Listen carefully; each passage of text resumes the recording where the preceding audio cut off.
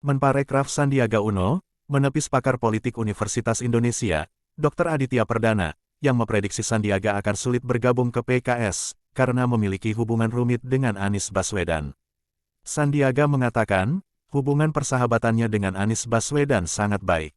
Hubungan kami, persahabatannya sangat baik, dan tidak ada kerumitan dalam hubungan persahabatan kita, ujar Sandiaga kepada wartawan, di Kompleks Parlemen Senayan, Jakarta, Rabu, tanggal 31 Mei tahun 2023.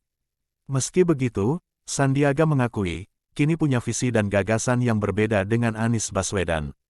Dia mengatakan, gagasannya kini, mempercepat pembangunan, bukan perubahan. Ini murni urusan kebangsaan dan mengenai visi, kebangsaan, dan pemikiran, gagasan.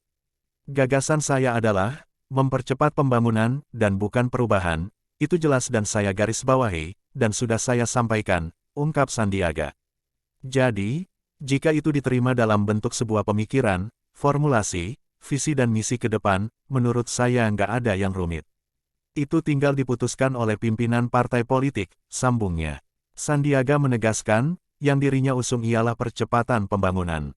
Percepatan itu, kata Sandiaga, untuk mengejar bonus demografi. Saya ingin menyampaikan bahwa, yang saya usung itu adalah percepatan pembangunan, bukan perubahan.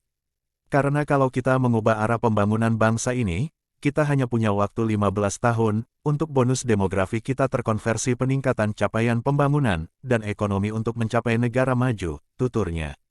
Sandiaga mengkhawatirkan, Indonesia kehilangan waktu untuk bonus demografi, jika arah pembangunan diubah lagi.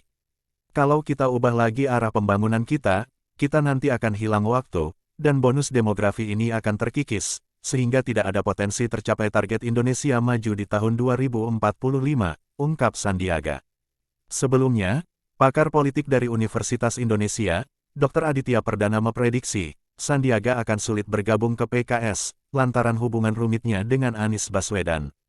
Aditya awalnya menyebut, Sandiaga dekat dengan PKS, sejak Pilkada DKI Jakarta 2017 hingga Pilpres 2019. PKS memang menjadi partai pengusung Sandiaga Uno di Pilkada DKI 2017 dan Pilpres 2019. PKS mengantarkan Sandiaga menjadi wakil gubernur DKI, mendampingi Anies Baswedan. Sementara pada Pilpres 2019, Sandiaga menjadi calon wakil presiden dari Prabowo Subianto. Kalau kedekatan, dengan PKS dekat, di Pilkada DKI punya komunikasi intens, meski Sandi representasi Gerindra sebelum memutuskan keluar. Kemudian saat Pilpres 2019, Sandi sering bilang, saya punya kedekatan dengan PKS, ujar Aditya kepada wartawan, Selasa, tanggal 30 Mei tahun 2023. Dia mengatakan, Sandiaga tak punya sejarah panjang dengan PPP.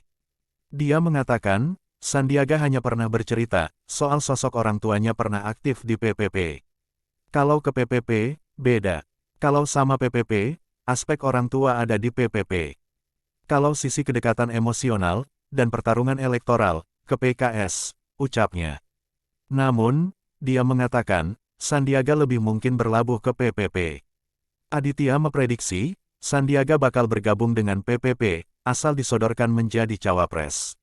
Di PPP dia mau diarahkan jadi salah satu pimpinan parpol, asal ada kepastian cawapres, kata Aditya. Dia kemudian bicara, soal tipisnya peluang Sandiaga bergabung dengan PKS, yang kini sudah mengusung Anies sebagai capres. Dia mengatakan, hubungan Sandiaga dan Anies agak rumit, sehingga menjadi penghalang Sandiaga ke PKS. Anies sama Sandi, ada hubungan sejarah yang sisakan pertanyaan, yang soal hutang. Kayak semacam ada hubungan kompleks. Agak rumit, tuturnya. Kompleks, dia menarik, tapi ada aspek karakter individu yang jadi penghalang, pungkasnya.